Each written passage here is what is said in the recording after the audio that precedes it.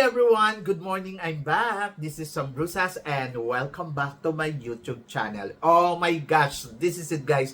Pag-uusapan natin ngayon, nakalimutan niyang bantayan sa laban niya. Kung sino to at ano to, yan ang tatalakayin natin ngayon. But before anything else, hello Philippines and hello beautiful people. Mabuhay! Kamusta kayong lahat? Sana lahat po kayo ay okay at safe ngayong araw na ito. At syempre, sa lahat naman ng mga bago nating subscribers dyan, hello po sa inyo lahat. Maraming salamat guys sa pag-subscribe ninyo. Syempre dito sa channel ko. At syempre sa lahat naman na makasolid na makamamasam dyan na laging tumututok dito. Araw-araw, lagi-lagi. Maraming salamat guys sa inyong lahat. Syempre, una sa lahat, ay kamusta kayo? So, yun. So, nag-Holy Week, di ba? So, I hope na sana ay okay kayo, nakapagdasal kayo, nakausap ninyo ang Diyos, at ayun, sana nakapagsimba din kayo. Ako naman, ang ginawa ko dito ay, syempre, medyo nag-stop tayo sa mga ginagawa natin sa social media, syempre, sa YouTube, di ba? Kasi parang ibigay natin sa Diyos yung isang araw. Sabi nga nino, oh himala, hindi ka nagkakakalkal. Sabi ko, ay nako, so tahimik na muna. So ang ginawa ko yesterday, syempre nanood ako ng story about Jesus and ayun. So marami akong natutunan, marami akong mas nalaman pa. Kasi ako mas gusto ko kasi yung nakikinig more than dun sa nagbabasa. Oo, ganon. Tamad talaga ako magbasa. Pero ang bottom line lang dito, ang gusto ko lang sabihin sa inyo na sana ay wag natin kalimutan magpasalamat sa Diyos. Hindi lang sa araw ng mga Semana Santa, kundi sa everyday life natin. Bago tayo matulog ay magpasalamat tayo at magtiwala talaga sa itaas. Walang imposible. So, yan. And then, eto na, balik chika tayo. Pag-usapan natin ngayon yung reaction natin dito sa interview ni Atisa Manalo with Kylie Versosa. So, naloka ako sa kanilang dalawa, no? Para silang, mga pang Miss International Beauty Queen talaga. Yung, alam mo yun, ang kalma-kalma lang magsalita. Tapos, si Atisa, ang simple, pero kita mo talaga yung kagandahan. Tapos, si Kylie Versosa naman, parang, alam mo yun, ang cute-cute niyang tignan. Lagi yung sinasabi, I like it. I love it. Diba? Nakakaloka. So, natutuwa ako dahil syempre nakita natin sila on screen na silang dalawa ay nag-uusap. Parehas Miss International Beauty Queen. So, isang first runner-up at isang title holder. Sabi ko nga, sayang, sana parehas silang title, diba? And then dito, mas nakilala ko si Atisa kung gaano talaga siya ka-humble pagdating sa kanyang experience sa paglaban niya sa beauty pageant. Ang ganda-ganda ni Atisa, no? Walang duda yung ganda. At dito lalo kong minahal si Atisa. Kasi napakasimple. Pero dito din naiintindihan ko kung bakit hindi siya nanalong Miss Universe. Yan. So, simple lang si Atisa. Isang ordinaryong napakagandang babae. So walang hangin sa katawan. Kumbaga, I love the way kung paano siya magsalita, kung paano siya magbitiw ng mga sasabihin niya. So, ganon. Ganon talaga si Atisa. Mas parang naintindihan ko siya ngayon. And then, ang ganda ng conversation kasi parang mas nakita mo yung lalim ni Atisa Manalo as a contesera sa beauty pageant. So, 3 pageant lang talaga yung sinalihan niya sa international. Ito yung Miss International na kung saan natuwa siya sa experience niya. And then Miss Cosmo na ito ay, alam mo yun, na alam kong iniyakan niya. And then, pagdating naman sa Universe, ito yung parang pagsasara ng kanyang libro para sa kanyang laban. Alam niyo, so totoo lang, from the beginning naman talaga, di ba, sinasabi ko naman sa inyo na nakikita ko lang kay Atisa ay magta-top 5 sa Miss Universe. Hindi ko nakikita na siya ang magiging Miss Universe. At ganun din naman siya, wala naman pala siyang ine-expect din na manalo. Pero, naloka lang ako kasi parang binantayan niya talaga at tinignan niya talaga yung galawan ni Thailand at saka ni Venezuela, pero hindi niya nabantayan yung galaw ni Fatima. Ayun, nakakaloka. Dapat tinititigan niya rin yung mga galawan ni Fatima. Ayun tuloy na isahan tuloy sila. At si Fatima naman, doon sa interview niya, sinasabi niya na siya lang daw ang may kakayahan na makakuha ng talagang ng Miss Universe crown doon sa mga nakapasok sa top 5 kasi siya lang daw yung kakaiba at siya lang daw yung alam mo yun yung may kakayahan na talagang sumagot at lumaban kay Mr. Nawat. So, yung tapang, ang ibig niya sabihin, yung tapang niya sa kanyang sarili at ayun daw yung kakaiba sa kanya. Kaya siya ang nanalo Miss Universe. Nataas yung kilay ko doon ha. Naloka ako. So, yun. Anyway, ayun yung pananaw ni Fatima, pananaw niya yun at wala naman tayong magagawa doon, di ba? Kasi siya yun, hindi naman si Atisa yun. Pero sa totoo lang, malinaw sa akin ang competition ng Miss Universe na noong nakaraang taon ay nagkaroon talaga ng mekos-mekos. Oo. Na parang kung tutuusin, hindi naman yan yung quality mo na parang sabihin natin na dapat ikaw maging Miss Universe dahil sumagot ka at naging matapang ka kay Mr. Nawat. So, para sa akin, hindi yon. So, parang feeling ko nga, drama lang yun eh. Na, alam mo yun, parang maipakita lang at gumawa ng ingay sa social media. Pero kasi, naiintindihan ko din yung komento sa kanya nung iba na parang hindi ka naman stand out na beauty queen dahil hindi naman talaga natin nakita. At hindi siya remarkable in terms of performance. At kahit naman babalik-balik na rin natin yung Miss Universe, ako nga sa totoo lang ilang beses ko hinarap ang mga candidates dito sa Miss Universe pero hindi ko talaga matandaan na nakita ko o naka-encounter ko itong si Miss Mexico.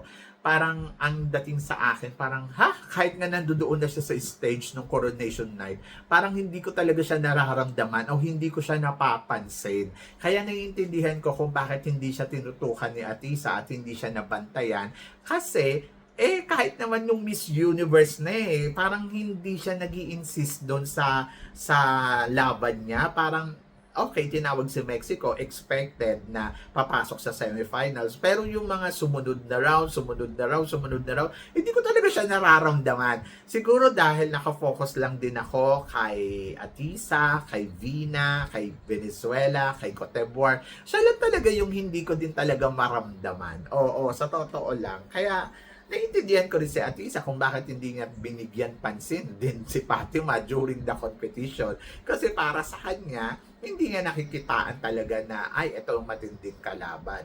Pero yun doon naman sa nangyari doon sa event na sinasabi ni Fatima na siya lang daw ang may, sa lahat daw ng candidates doon na nakapasok sa Miss Universe Top 5, siya lang daw yung tumayo at lumaban kay Mr. Nawat. Parang, eksena mo yun sino ba pinapagalitan doon yung Mr. Nawat? Ikaw lang naman, di ba? Halimbawa, tumayo si Atisa at para ipagtanggol ka, for what? Di ba? Nakakaloka din to si Fatima kung iisipin mo Kaya, nakakawindang. Naiintindihan ko yung lahat kung bakit sinasabi na dapat talaga ma-dethrone yan kasi hindi nga nila matanggap na si Fatima ang nanalo. Paano naman kasi hindi nga siya visible doon sa sa pageant mula noong maliban lang doon talaga sa nagsasagot siya kay Mr. Nawat at gumawa siya ng eksena at drama, pero the rest wala. Hindi ko siya maramdaman. Kahit yung nandoon ako sa Pattaya, yung pinuntahan ko sila sa Pattaya, hindi ko siya nakita doon. At kahit noong swimsuit competition na, hindi ko talaga siya napansin. Oo, parang ewan ko. Mas napansin ko pa nga yung galawan ni Puerto Rico na talagang umeksena ng bonggang-bongga di ba? So more than sa kanya, mas nararamdaman ko pa yung ibang candidates yung galawan nila katulad ni Chile. So talagang ramdam ko talaga si Chile na lumalaban, si Colombia. Ayan. So sila nararamdaman ko pero the rest hindi ko talaga maramdaman. So tama lang yung sinabi ni Atisa. Kapag nakita mo tong si Vina at nakita mo tong si Venezuela, sila talaga yung masasabi mo, okay, sila yung mga girls na talaga pwedeng pumasok sa semifinals ng Miss Universe. At sila talaga yung pwede mo talagang tutukan ng bonggang-bongga, di ba? So yon. So ako para sa akin tama si Atisa. At ayun nga, hindi niya na talaga naramdaman din si Fatima. Eh kung ikaw nga hindi mo rin naramdaman, siya pa kaya? Di ba? Na nandoon na siya sa loob ng competition kasi hindi mo naman talaga din mararamdaman talaga. Sa totoo lang, may nagbalita lang sa akin, oh, dumating na si Fatima, maganda siya, si Mexico daw. Pero the rest nun, yung nakita ko naman, parang alam mo yun, na parang yes, maganda siya, pero ewan ko, wala akong maramdaman na wala akong maramdaman na ay siya yung mananalo Miss Universe. Kaya nga wala di sa eksena ko.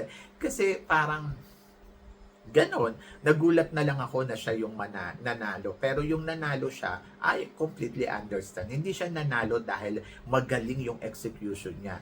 Nanalo siya dahil sa siguro sa mga eksena nila at mekos-mekos na nangyayari dito sa Miss Universe. Ayun, ganon. Ganon lang. Hindi siya yung masasabi mo remarkable. Eh, at least, di ba, sila Laila Lopes, hindi man sila yung top notcher talaga sa competition. At least naramdaman mo, ay, possible na ito yung mananalo. Kasi lumabas talaga yung aura, lumabas talaga yung kinang. Pero kasi yung time na lumalaban na si Fatima sa stage talaga ng coronation night, kahit sabihin mo pa na, oy, pumasok si Mexico, parang iisipin mo, ay, okay lang yan, fourth runner-up lang yan. Kasi nga, sa totoo lang, kahit yung gown niya, nakakawinda, pan-Chinese New Year na, ganon. And, wala naman tayong magagawa, kasi ayun talaga yung nangyari, at ayun yung totoo. Hindi talaga siya yung remarkable na candidates na para sabihin mo na magmi-Miss Universe. Kaya nagulat din talaga yun lahat. At doon naman kay Bawang, doon naman sa sinasabi ni Atisa, na sinasabi ni Bawang na hindi naman niya sinasabing sinungaling si Atisa. Eh, kasi naman, experience ni Atisa talaga yung nangyari sa kanya kung bakit siya na-aksidente doon sa Miss Cosmo. At hindi naman yun madideny kasi lahat naman tayo na balitaan yun, hindi naman to nilihim ni Atisa sa atin. At from the beginning pa lang, alam na natin yun. Si Atisa nga hindi nga nagsalita pagkatapos ng pageant eh. Mas pinili niyang manahimik kesa dun sa So ngayon, na pag-uusapan, na pagkukwentuhan, hindi naman na kailangan mag-react ng Miss Cosmo kung ano yung sinasabi ni Atisa. Kasi ang lahat ng sinasabi ni Atisa ay pawang doon sa na-experience niya doon sa bawat pageant na nasalihan niya. Pero hindi ko maisip na parang si Atisa ay gumagawa lang ng eksena, gumagawa lang ng kwento para lang mas-save yung Miss Cosmo. Ako para sa akin, yung nangyari nung first edition nila ay talagang medyo worse. Oho. Pero yung second edition nila, in fairness naman, nag-improve talaga yung pageant ng Miss Cosmo. And looking forward ako for the third edition. So, yon.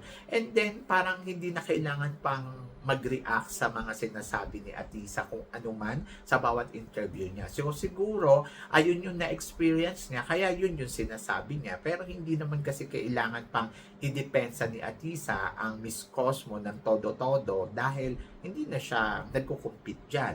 Yes, part siya ng eksena ng Miss Cosmo ng 2024 at hindi naman yung dinidinay ni Atisa. Pero kung ano yung na-experience ni Atisa dyan sa Miss Cosmo, hindi rin naman niya pwede talagang, alam mo yon, pagtakpan kung ano yung totoong nangyari sa kanya. Kasi maliban lang naman doon sa nangyari sa kanya, wala namang kinukwentong iba or hindi maganda si Atisa regarding sa pageant. O, di ba? Ang kinukwento lang ni Atisa yung na-aksidente siya. Pero hindi naman niya sinasabi na pangit ang Miss Cosmo, ganito ang Miss Cosmo. Wala naman siya sinasabing ganon. Tulad nga ng sinabi ko, yung first edition ng Miss Cosmo, medyo naiintindihan natin na nangangapa sila at ganun nga yun nangyari. Pero yung second edition naman nila ay in fairness naman sa kanila, maganda at bumawi sila ng bonggang-bongga. And then looking forward sa third edition, ganon. At dito naman sa Miss Universe kay Fatima, na sinasabi niya na siya lang daw ang stunning na girl sa mga top 5 ng pananaw niya yun wala tayong magagawa. So, bahala siya sa buhay niya. Ako, para sa akin, looking forward ako sa Miss Universe 2026. More than dyan sa intindihin ko kailan siya ma-dethrone.